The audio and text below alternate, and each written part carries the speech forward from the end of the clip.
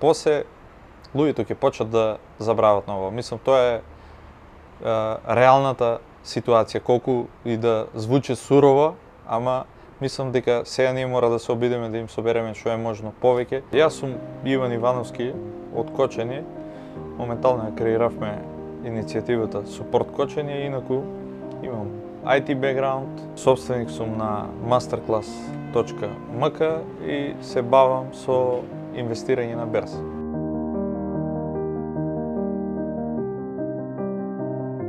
Ние почнавме у четврток, одма после погребот на нашите сограѓани и за пола сат ставивме само како еден Excel документ онлайн со сметките за донации и после почнавме да работиме и на веб страната. После 2-4 сата имавме верзија 1, верзија 2.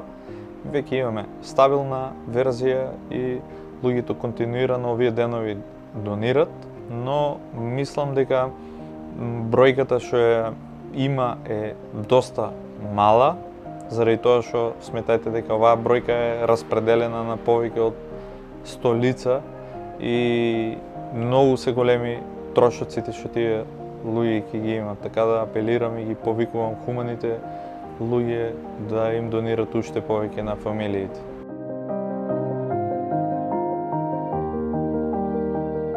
Тоа ти е супер прашање заради тоа што доста го прашуват и пробувам на поедноставен начин да направиме. У суштина, ние не сме систем што ние ги распределуваме донациите, туку ние сме еден вид на форум.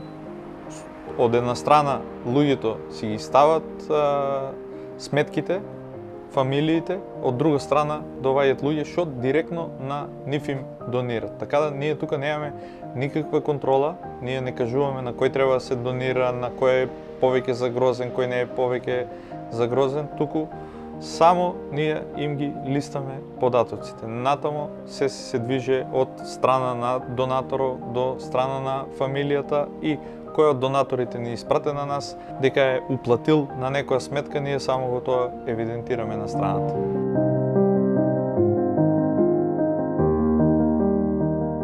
Види, ако ги прашаме нив, парите не им се најпотребни во моментот. Сите се молат нивните деца да кој ако е у кома да се разбуде од кома, кој ако е со многу изгореници операцијата да помине добро за пресадување на кожа.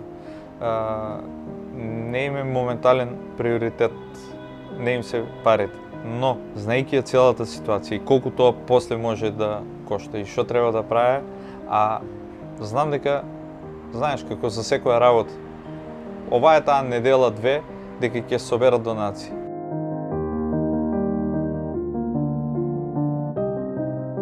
Лошо е, подобро да не знаете каква е моменталната ситуација.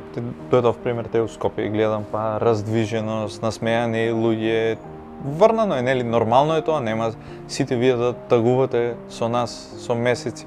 У Кочани сликата е многу по-различна од овој пример тука денеска што е у Скопје.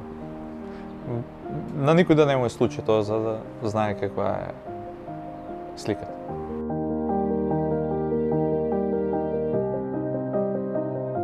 Не знам, ја верувам дека сите ќе смогнеме сили и заедно ќе пробаме да го преживееме целото овоа.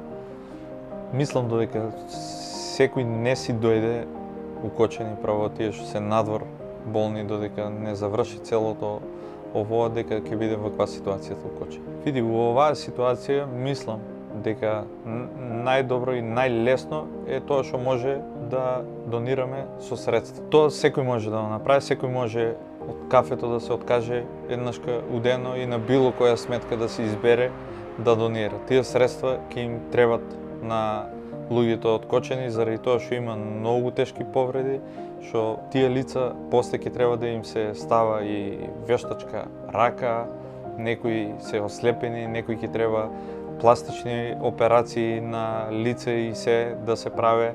Тоа ќе биде еден многу тежок период за Кочани и мислам дека со самата финансиска помош, ако може сите да се соберат сложно, да испратат, пошто сметајте таа сума од 200.000 евра, која поделиме на повеќе од 100 лица, колку е?